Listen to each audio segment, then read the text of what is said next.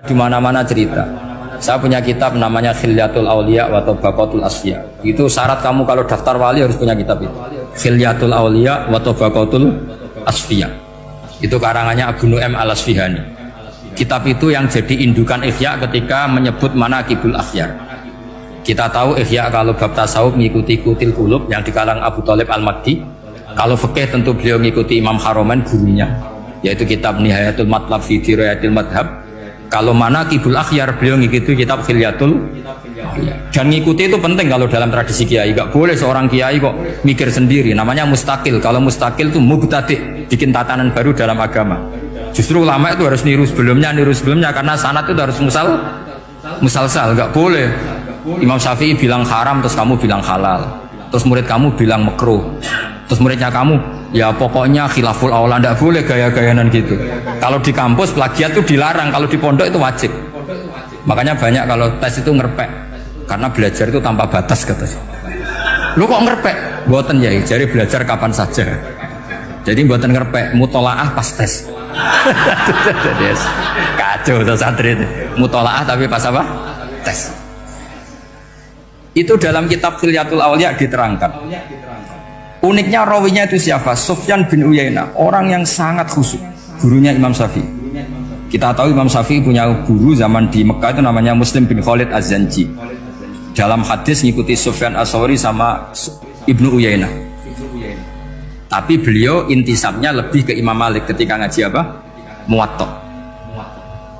Terus beliau punya guru usul fikih namanya Muhammad bin Hasan Asy-Syaibani. Itu Sufyan bin Uyainah dalam kitab itu diceritakan pernah suatu saat Isa sama Yahya, ini supaya saya tahu fikihnya Mbah Mun, fikihnya Mbah Mus. Isa sama Yahya itu satu nabi yang sama-sama muda, yang satu angkatan. Saya berkali-kali cerita, nabi yang satu angkatan itu ada 3, tapi yang 2 ini nggak level, yaitu Ibrahim dan Lot. Tapi nggak level karena Lot itu adalah pernah keponakan siapa? Ibrahim. Musa dan Harun, tapi Harun itu nggak levelnya Musa karena dia jadi nabi berdasar proposal Nabi Musa. Jadi Nabi Musa itu alsak, agak pelak, sehingga beliau kalau menjelaskan kesulitan terus pakai jubir. Makanya kemarin-kemarin itu ada wali yang kalau ngomong pakai apa? Jubir. Akhirnya Nabi Musa ngendikan apa? Waj'alli waziran min ahli Haruna akhi usdud bihi azri wa asyrikhu fi amri. Ya Allah, saya ini lisannya agak pati fasih, tolong Harun sing huwa afsahu minni lisanan, yang lisannya lebih fasih tolong jadikan nabi. Sama Allah dituruti, Harun jadi apa? Nabi. Tapi yang dapat wahyu Musa, jadi dia hanya jubir. Makanya seangkatan tapi tidak level. Yang seangkatan level itu hanya Yahya dan Isa.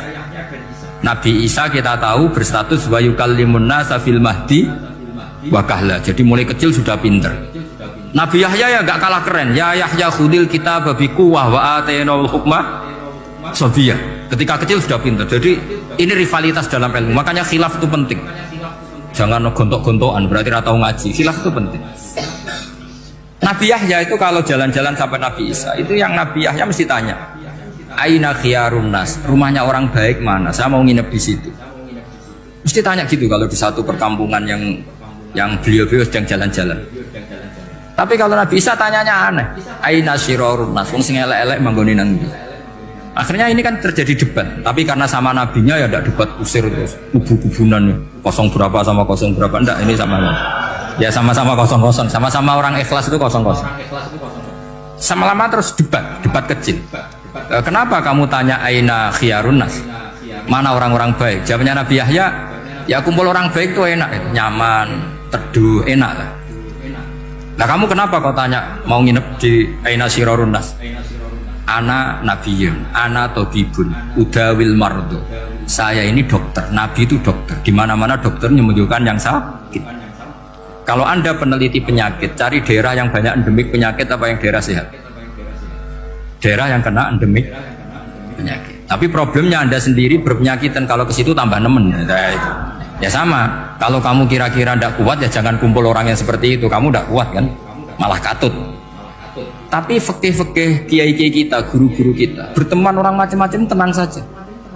Karena mereka kekuatan kesalehannya sudah absolut, sudah kuat sekali. Ya tentu bi'aunillah wa bitaufiqih.